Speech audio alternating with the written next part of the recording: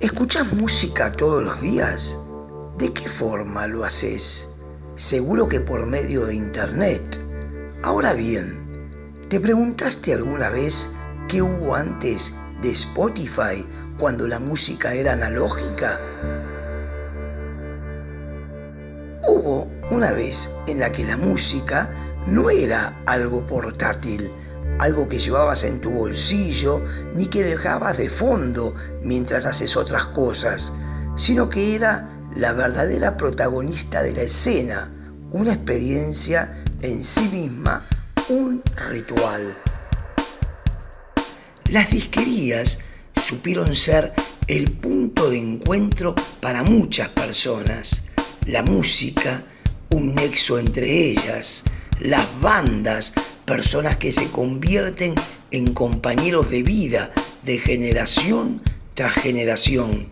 Y el vinilo, un símbolo que nunca se fue, siguió girando.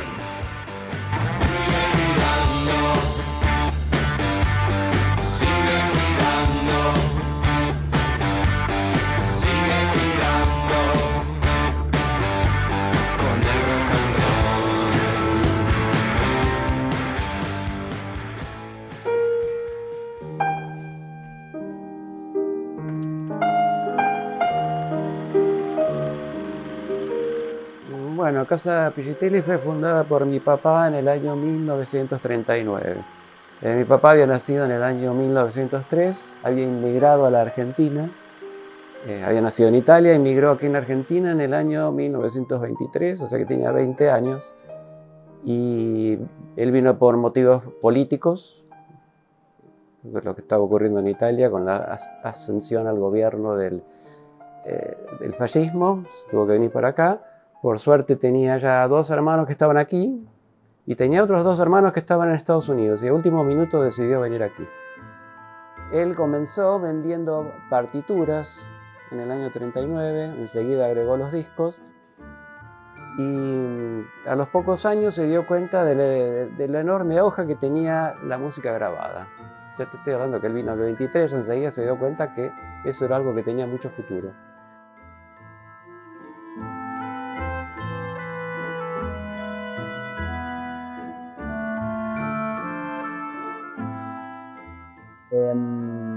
Pero bueno, acá tenemos una clientela que tenemos la lupa y los anteojos para ellos cuando necesitan usarla.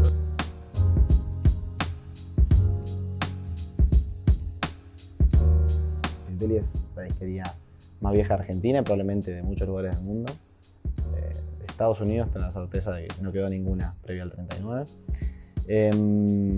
Y bueno, es muy importante para, como dije antes, reivindicar la historia de nuestra ciudad y de la cultura, la música y del arte en general.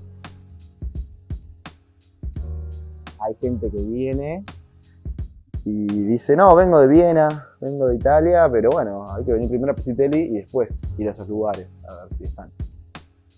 Bueno, yo para atender a los clientes tengo que haber tratado de escuchar todo de ellos. Entonces vos venís y me preguntás de Brahms, bueno, yo tengo que saber qué obras compuso Brahms, las tengo que haber escuchado. Considerarías en ese caso, entonces, es un experto, pero alguien que sabe muchísimo. De música clásica, y sí, hay muy pocas personas con las que yo puedo conversar en ciertos niveles de detalle.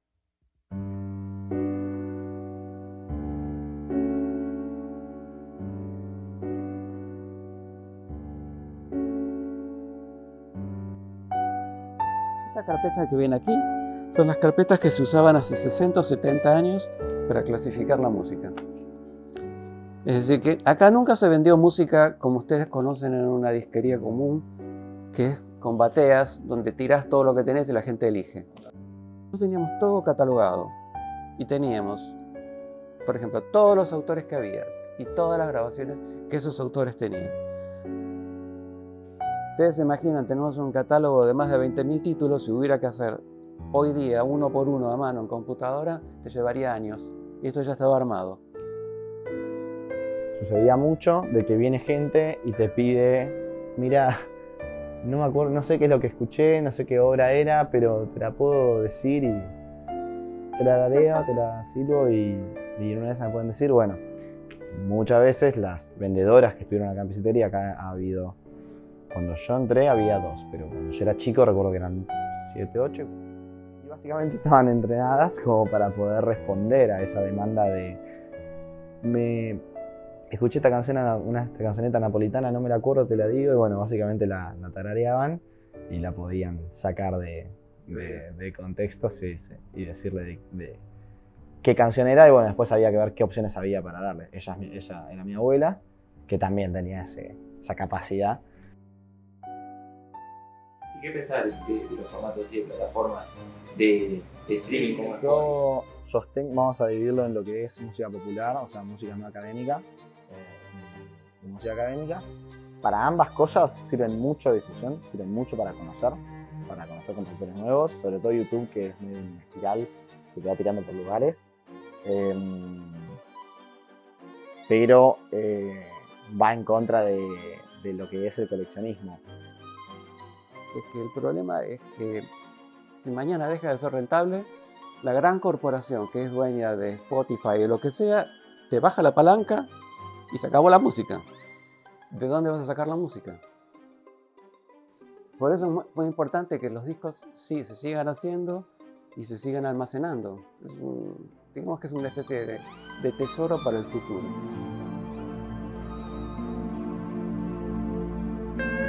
Para los 80, el advenimiento del CD revolucionó la forma de consumir música al pasar por primera vez de un formato analógico a otro digital. No fue sino hasta la década del 2000 que con el advenimiento de Internet en los 90 se facilitó la distribución de música de una forma mucho más rápida. El streaming, tal así que al estar haciendo algo como cocinar, ya se volvió algo normal no acudir a los discos para ambientar la casa. Directamente Spotify cataloga tus canciones para así, en pocos segundos y sin moverte de tu lugar, estar vibrando al ritmo de tu banda favorita. Ni que hablar cuando vas a un parque a tomar mates. No podías llevar antes una bandeja a la calle.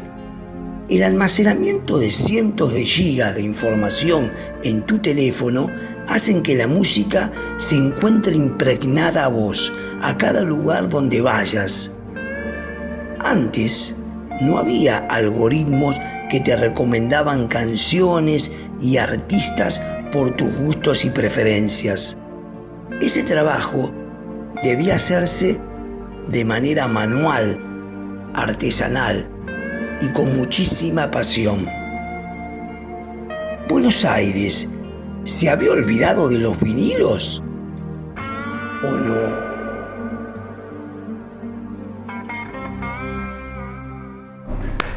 ¿Está grabando el audio?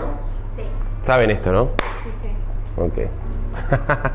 Perdón, no puedo con mi pasado.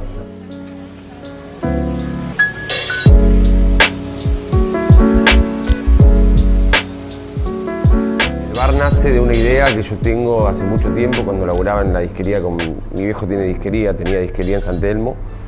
Y sucedía que venía mucha gente, era un espacio muy lindo, muy musical, muy hermoso.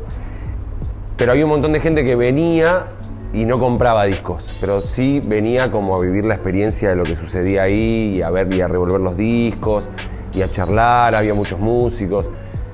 Y entonces era como que sucedía una experiencia, pero no, había un montón de gente que no vendía, no compraba los discos. Entonces, nada, me quedé con eso pensando, y en un viaje a Europa lo vi, que a alguien se le ocurrió antes que a mí, pero claramente había como una inquietud ahí, de combinar los discos con la experiencia, digamos, gastronómica y cultural. Y dije, sí, va por acá. Porque lo que tienen los discos, o las disquerías, lo valioso es la experiencia de ir a la disquería, más que el disco que te esté llevando. Entrar, revolver, descubrir, compartir, charlar con gente, conocer gente, que el disquero te recomiende, o que alguien de ahí no sé, estás en una batea y alguien al lado y medio que le espías la batea de al lado y te pones a conversar. Eso es lo que me parece lo rico de lo que tiene que ver con la disquería y los discos. Obviamente que los discos son hermosos. Con el advenimiento de las plataformas digitales que limpiaron al CD, hubo como una revalorización del vinilo. Es un fenómeno medio extraño porque hay una cosa cíclica donde en la medida que existían algunas cosas desaparecen y en la misma desaparición genera la necesidad de recuperarlas.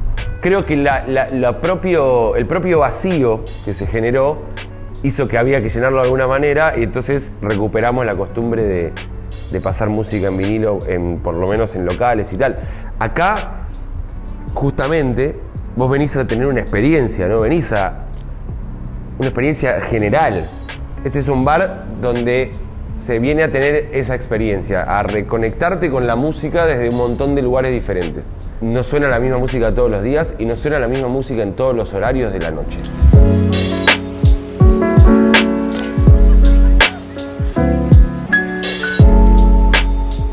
¿Vos creés que en algún momento puede llegar el vinilo a reemplazar a lo digital?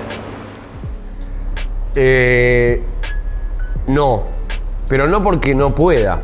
Yo no creo que el vinilo pueda recuperar el lugar que tenía antes de la era digital a nivel de hacer lo mismo, ¿no? De eliminar, digamos, a Spotify, como Spotify eliminó, entre comillas, al vinilo. Pero no porque el vinilo no pueda, sino porque el mundo cambió. El disco se la recontrabanca contra Spotify. Tiene millones de beneficios.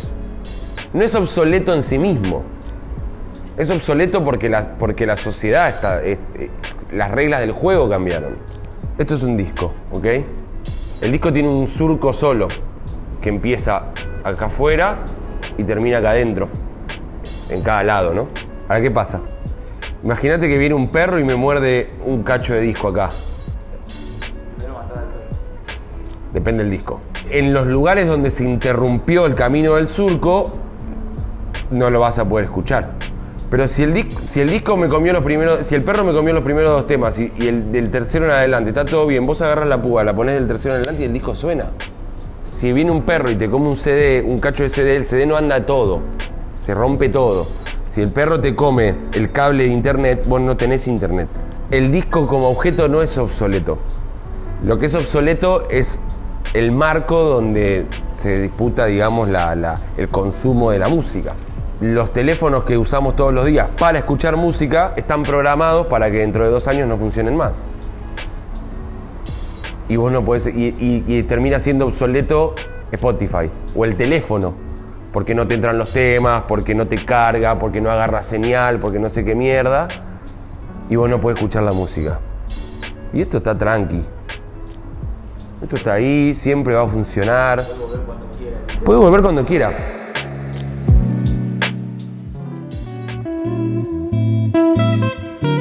En la ciudad de Buenos Aires hay muchas formas de consumir música. Según los que saben, solo una vale la pena. Desde las ferias de discos y vinilos del Parque Rivadavia, pasando por las casas de música de San Telmo, hasta las cuevas más recónditas del under porteño, los vinilos toman de nuevo relevancia, tanto por su estética como por su calidad de sonido. Por esas 2 razones, al día de hoy, sobreviven captando la atención de los jóvenes y generando nostalgia en los que todavía le son fieles porque vivieron su mejor época. El vinilo se mantuvo vivo. Nunca se fue, quedó en un mínimo de ventas, ahora volvió a subir y en algunos años incluso superó los CDs. Lo que impulsó la música clásica fue el vinilo, porque el poder tener 20 minutos en un solo lado permitió grabar sinfonías completas en un solo disco, óperas en 3 o 4 discos.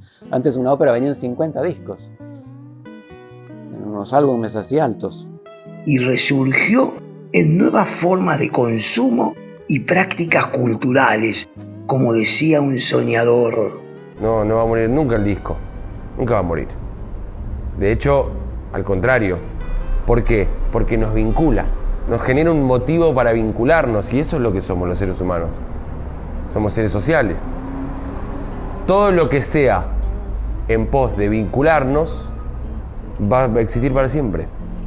Pero en la medida en que esto sirva para que nos vinculemos, no va a dejar de existir nunca. Y aparte está buenísimo. A ustedes.